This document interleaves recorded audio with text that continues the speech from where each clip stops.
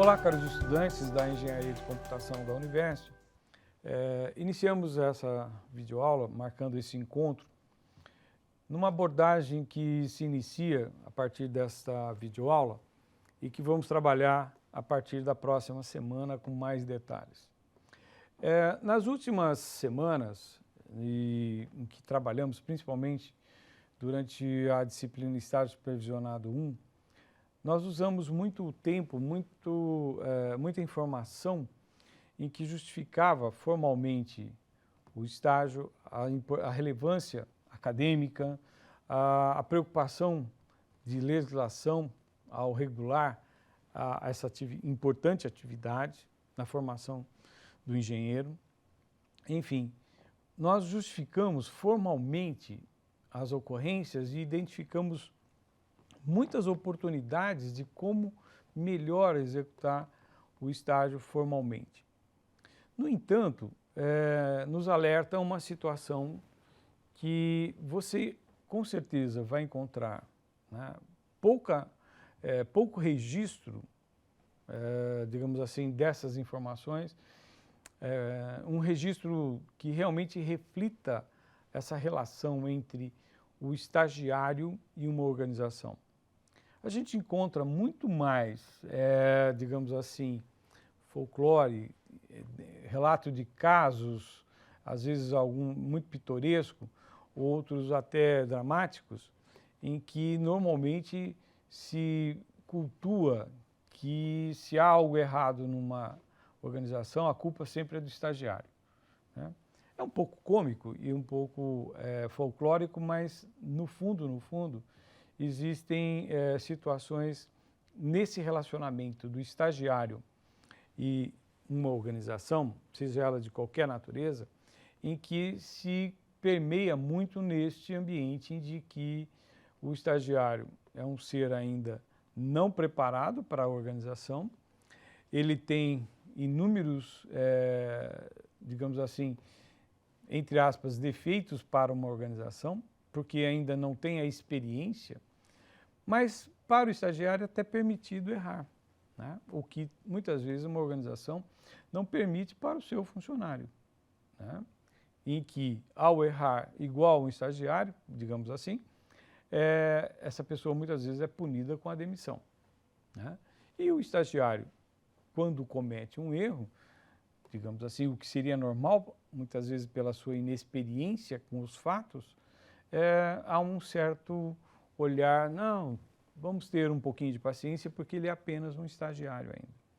O fato é que, por que eu estou trazendo essa fala que está muito mais fundamentada em vivência, né, com a minha vivência pessoal, com ter observado e ouvido muitas histórias de estagiário, né, relatado pelos próprios alunos que orientei em estágio, relatado por empresas da qual eu passei como consultor, e que isso não está registrado na melhor literatura.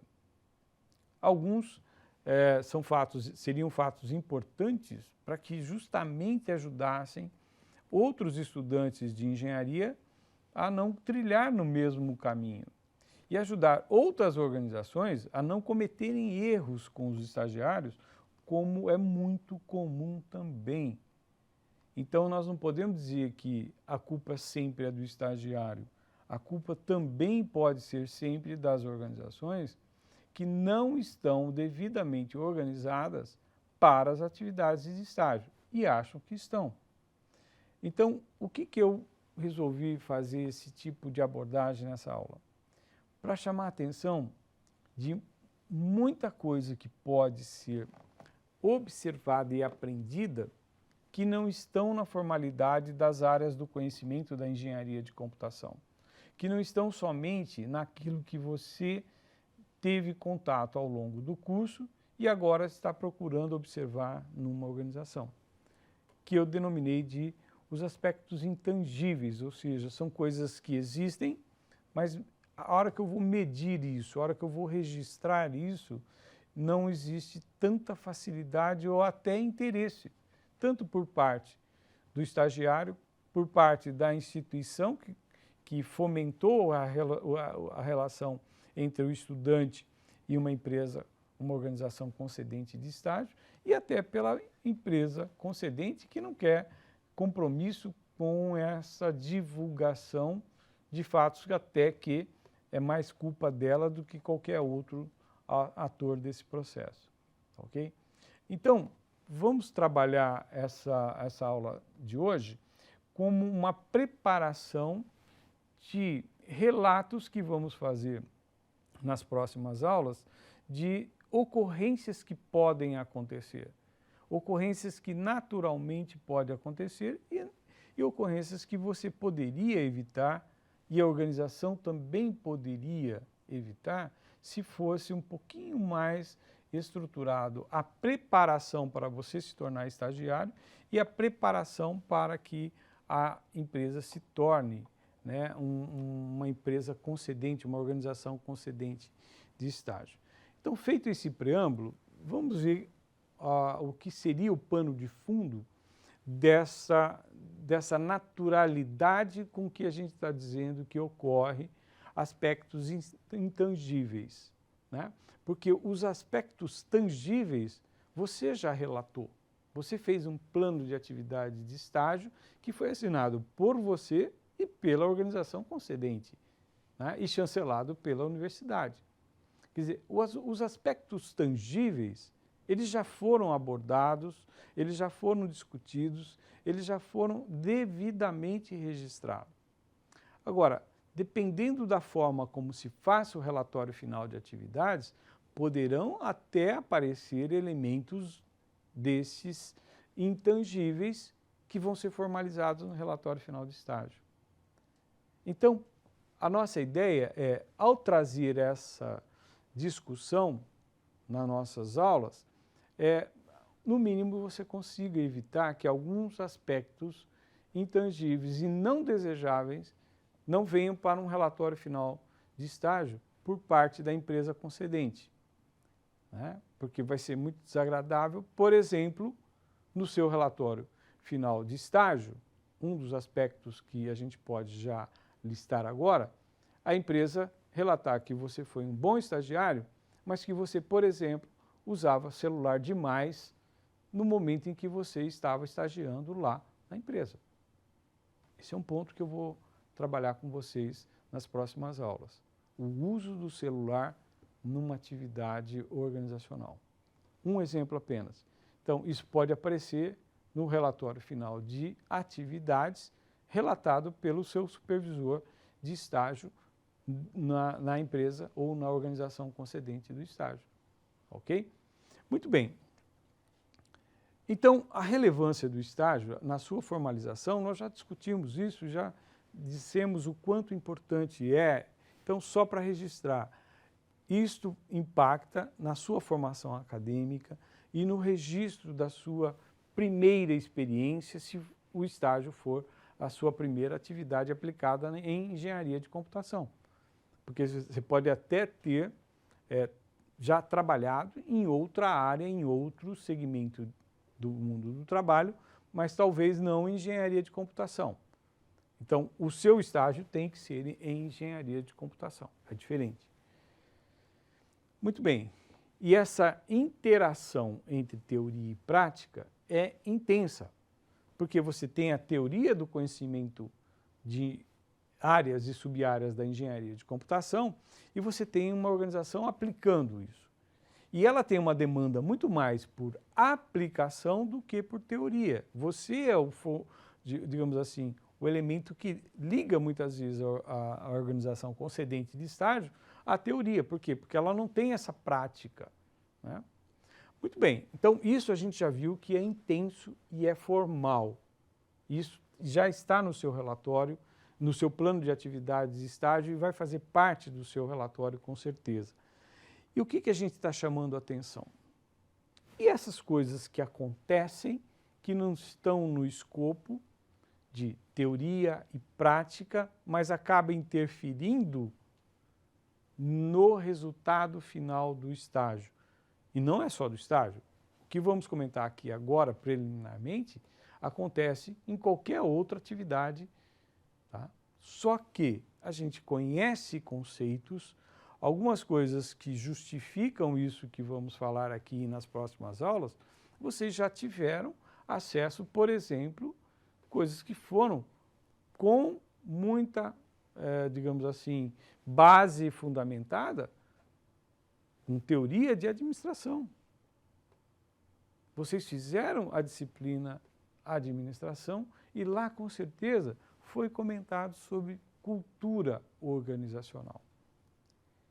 E isso tem muito mais intangibilidade do que a gente possa imaginar. Ao tentar responder essa pergunta aqui, o que diferencia duas empresas que atuam no mesmo segmento econômico e possuem os mesmos recursos?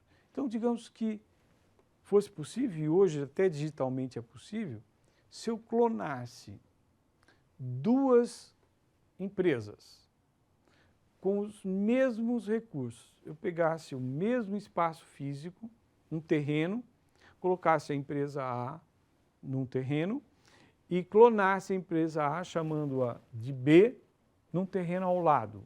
Ou seja, fisicamente, no mesmo espaço de influência. Muito bem. Só que na empresa A, eu vou pôr, digamos, 200 pessoas trabalhando nessa empresa A, e na empresa B, outras 200 pessoas trabalhando na empresa B. Eu tenho certeza absoluta que com recursos idênticos, cada uma delas atuando no mesmo produto, com o mesmo mercado, no mesmo ambiente de razão dela existir. Ou seja, duas empresas com idêntica missão, com idênticos propósitos e com espaço, digamos assim, para a atividade das duas. Nós poderíamos dizer que as duas empresas são iguais? Ou nós poderíamos afirmar que apenas elas são empresas semelhantes? Por quê? No conceito de igual está o seguinte: 2 mais 2 igual a 4. Então, 4 substitui 2 mais 2. É uma igualdade. Ou seja, não há diferença de resultado. Quando eu digo que ela é semelhante, pode ter resultado diferente. E aí que nós vamos encontrar a diferença com os mesmos recursos. Por quê? Porque na empresa A eu tinha 200 pessoas. E na empresa B eu tenho também quantitativamente 200 pessoas, mas elas são pessoas diferentes. E pessoas individualmente são diferentes entre si.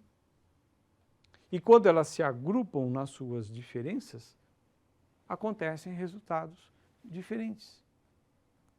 E se cria elementos diferentes denominados cultura organizacional. Então, por isso que quando a gente vai em empresas semelhantes, a gente até tem uma percepção que elas são muito parecidas, mas elas são diferentes. Por quê? Cada uma dessas pessoas, ao entrar da porta para dentro, elas não deixam de ser o que ela é individualmente fora. E ao assim agir, elas se tornam diferentes e criam ambientes diferentes. Então, os mesmos recursos, os mesmos elementos que passam na empresa A e que passam na empresa B, eles se potencializam, eles se modificam. Então, você pode ir numa empresa e, usando o exemplo do celular, numa empresa não tem problema nenhum. Você vai na empresa A, você pode usar o celular o dia inteiro. Na empresa B, se você usar, você é mandado embora. Ué, mas elas não são semelhantes, não são muito parecidas? São, mas a cultura organizacional que se instalou ali faz com que ela seja mais rigorosa ou mais flexível com os mesmos elementos comparativamente. E aí a engrenagem que eu simbolizei aqui, que faz com que 200 pessoas numa empresa têm procedimentos de engrenagem que funcionam para ela. Quando eu retiro essa engrenagem e tento levar para outro ambiente semelhante, não funciona. Você fala, nossa, mas como? E é por isso que muitas vezes você pode já até ter tido contato com alguém que era excelente profissional, desempenhava na sua função um trabalho maravilhoso numa empresa. Aí o concorrente ou a empresa identifica esse potencial e contrata esse profissional para as suas atividades. E esse cidadão extremamente bem-sucedido numa organização passa do sucesso ao fracasso numa outra organização. Semelhante, não idêntica. Por quê? Porque o ambiente de pessoas em uma e ambiente que favorecia a outra. Há uma outra figuração fácil de ser observada. Você tem um jogador de futebol. Ele joga brilhantemente no time. Aí o técnico da seleção brasileira vai lá e o convoca para jogar na seleção. Quantas vezes nós já vimos isso acontecer? Fala, pô, mas aquele cara não jogava bem no time? Por que ele não joga bem na seleção? Porque a combinação cultural do jogador, do time, a estrutura do time é diferente da estrutura da seleção. E todo mundo joga bola no mesmo momento no estádio, digamos, até o estádio do time que ele jogava lá regularmente. Então, isso é para justificar os aspectos intangíveis que estão em qualquer relacionamento humano. Isto é do ser humano. Então, por que a gente está trazendo essa reflexão para a disciplina? Porque você pode ir do sucesso com o estágio ao fracasso. E não é porque você tirou nota maior ou menor durante as disciplinas.